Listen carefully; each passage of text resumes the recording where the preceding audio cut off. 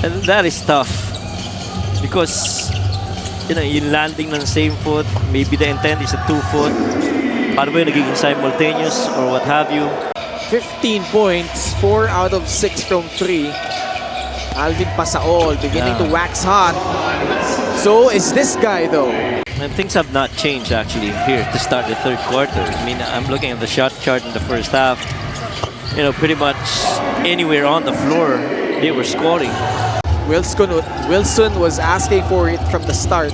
Hindi niya natanggap. RV Burnjay with back-to-back baskets. For them to start the season. And so other guys really would have to step up. See this drive by Byron, no problem. Former finals MVP going to work.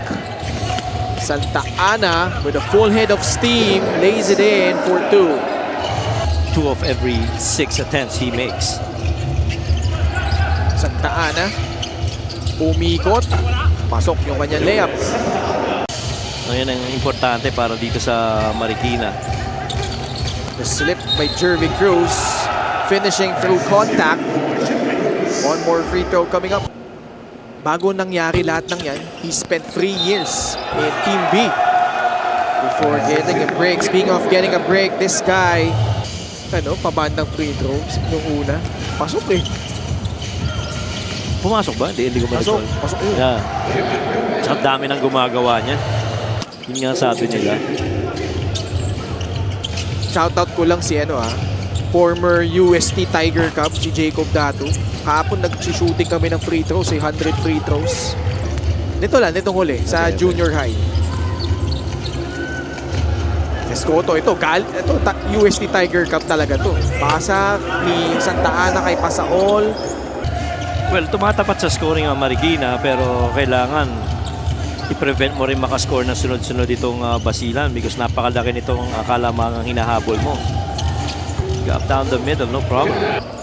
Ay, natanong ko sa'yo, di ba sa mga loob mo lumipat yan galing Beda papuntang Pinil?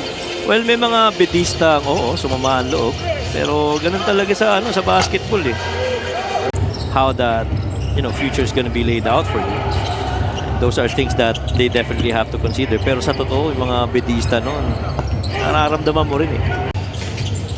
RR turns down the outside shot, draws closer, got it back, off the glass, wala pa din. Alabanza. In the first half. Pero nakakapuntos rin itong Basilan as challenge. Robin, a high arc on the release. Then we will do that. Memer, suggestion ko lang. Sa MPBL All-Star, meron tayong segment dyan. Sabi ni Coach Juanito. Ang hirit ni Coach Christian Luanson, hindi feeling ko malabab pusi. Sobrang dayo. I love you, Coach Christian, but gano'n, nakita ko lang siya. Pala may tawag na ngayon sa mga gano'n, ha? Samantalang dati, tawag lang namin doon, hawi. Hawi. Oo. 85-59. Pasa sa loob, nawala kay Acasajeros. Mactalio. There you go. Coach Mike, bilib na bilib ako sa mga courtside reporter natin kasi galing nila gumawa ng kwento. Pero bilib din ako sa production natin. Alam nila. Chicken Joy. Ay, wait a minute. I think nagdala nga yata siya one time sa Ilagan eh. Talaga? Oo, yung Ilagan to Abra. Hindi ko alam malalaman natin yan. Ralph Robin with an off-hand layup. Paubos na ang oras sa third quarter. Alabanza will put it in. Robin, the heave from beyond half court.